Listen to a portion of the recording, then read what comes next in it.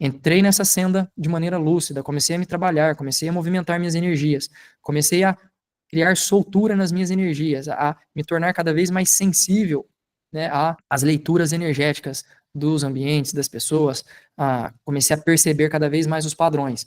Então, entrei no ambiente, percebi que o padrão não está legal, o que eu posso fazer? Eu posso começar a reinformar esse ambiente através das minhas energias, através do meu estado daquele momento. Então, como eu estou naquele momento? Estou bem comigo mesmo, estou alto astral, eu estou tranquilo, sereno, estou alegre. Eu começo a depositar de uma maneira consciente a energia no ambiente para poder fazer uma limpeza. Pode ser feita dessa maneira, pode ser feita de diversas outras maneiras, desde que eu entenda o nível, né, de intensidade com que uma informação, com que uma carga, com que uma antimatéria está presa no ambiente, é possível usar diferentes técnicas. Algumas técnicas fazem limpezas superficiais, outras fazem limpezas um pouco, vamos chamar de mediana para ficar didático, e outras precisam de limpeza profunda, que não é fácil de acontecer. E muitas vezes é o nosso campo de energia que está precisando, que merece essas limpezas profundas, que não acontecem da noite para o dia.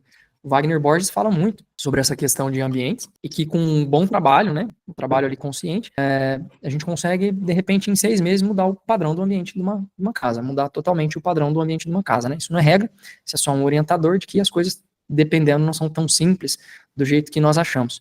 Então, pessoal, o que é informação? Informação é tudo. Informação são os pensamentos que eu tenho, eles são energias, eles são vibrações. É possível medir isso aí através de equipamentos. O eletroencefalograma mede como está a frequência, né, cerebral. Então, dependendo dos padrões que eu estou manifestando no momento, eu tenho uma frequência de um tipo, eu tenho uma frequência de outro tipo, os pensamentos eles já foram mapeados, as emoções já foram mapeadas, assim como eu falei. Então, pensamentos são energia, pensamentos são vibrações. Os pensamentos são informações. E as emoções também são informações. E os comportamentos e atitudes e tudo mais. Tudo é uma informação. E essa informação, ela está o tempo todo sendo trocada e transitada. Então, olha que perfeito esse slide, né? Super didático. Tudo e todos o tempo todo, assim como um sinal de Wi-Fi, está emitindo ou estão emitindo informações. E essas informações, elas participam de uma malha maior do que a gente imagina, trocando, tendo troca. Neste momento eu estou trocando também aqui com o ambiente a qual eu estou. Mas e se eu pensar num prédio que tem uma estrutura ao lado de outro prédio que tem outra estrutura, e esse prédio tem o duplo dele, está próximo do outro que tem o duplo dele, e também estão trocando, ou o apartamento de cima com o apartamento de baixo, com um duplo, cada um, também tendo trocas. O Saulo Caldeirão fala muito disso aí, dos ambientes nos apartamentos, principalmente nos quartos, quando um quarto é sempre em cima do outro, né, no estado de relaxamento, que a nossa aura dilata. Então, é possível que nesses momentos acabam tendo trocas e interferências entre um andar e outro. Tudo e todos está trocando. Só que eu posso pensar nisso aí numa cidade que está trocando ali com um outro ambiente, eu posso pensar ali na malha, por exemplo, de um país, de um continente, né? Aliás, as guerras que aconteceram ao longo da história naquele continente acabam levando energias dissonantes, energias destrutivas para esse ambiente. Então lembra que eu falei, o campo eletromagnético é perfeito? E hoje a gente vai vendo as consequências, por exemplo, de tsunamis, maremotos, vulcões em erupção, dentre outras coisas, esse cenário geopolítico louco. Isso tudo são respostas. Se a gente pensar, eu vou voltar aqui no slide. Olha, tudo como sendo uma única consciência. Uma única consciência. Vamos projetar, abrir um pouco a cabeça. Se eu projetar, né, e eu falei para vocês do elétron, que o elétron tem consciência. Se eu projetar a ideia para o planeta, eu entendo então que o planeta que a gente está, ele tem consciência. O pessoal chama de Gaia. No livro de Urântia, o nome do planeta era Urântia. Nós habitualmente chamamos de Terra. Então, tanto faz o nome. Mas a Terra, Gaia, Urântia, ela tem uma consciência. Se a gente pensar que tudo que está dentro dela são elementos contidos no corpo dela, olha como é que a minha cabeça, a minha expressão, ela já vai ganhando amplitude de entendimento. Se eu pensar no meu corpo, nesse momento, e eu pensar os órgãos que estão no meu corpo, que responde à minha consciência, que é maior do que tudo isso, né? E se eu ir diminuindo para os órgãos, de repente, os parasitas do meu intestino, por exemplo, que estão ali. Imagina se os parasitas do meu intestino, minúsculos, de repente ganham autoconsciência e aí naquele momento eles se acham o rei do pedaço. Olha um para o outro, nós estamos aqui nesse ambiente, seja um ambiente agradável ou não, um ambiente farto ali de alimento para eles se multiplicarem ou não, mas de repente eles ganham autoconsciência, e aí eles acham que eles são o rei do pedaço, e eles não entendem que eles estão dentro de um órgão que é maior do que eles, que esse órgão está dentro de um corpo que é maior do que ele,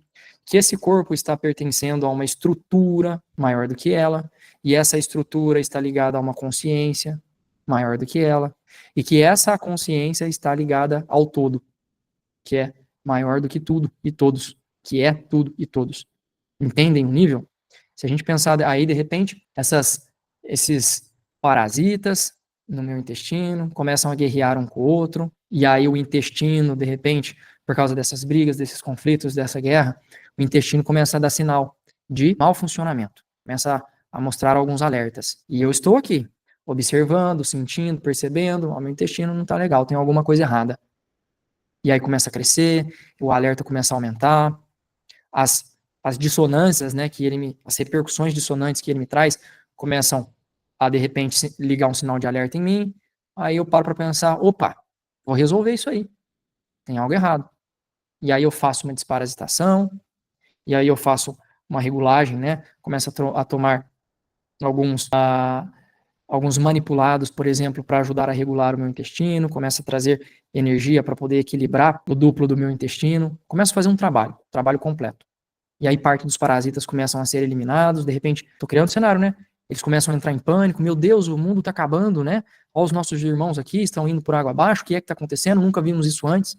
Entende? A falta, a imaturidade sobre a realidade maior, a falta de consciência elevada sobre a realidade maior, acaba nos prendendo numa visão limitada sobre a realidade que nos coloca, muitas vezes, em dúvida sobre como as coisas são, ou nos coloca, muitas vezes, ali em um não entendimento sobre as coisas, sobre o ciclo de tudo. Então, volta no exemplo.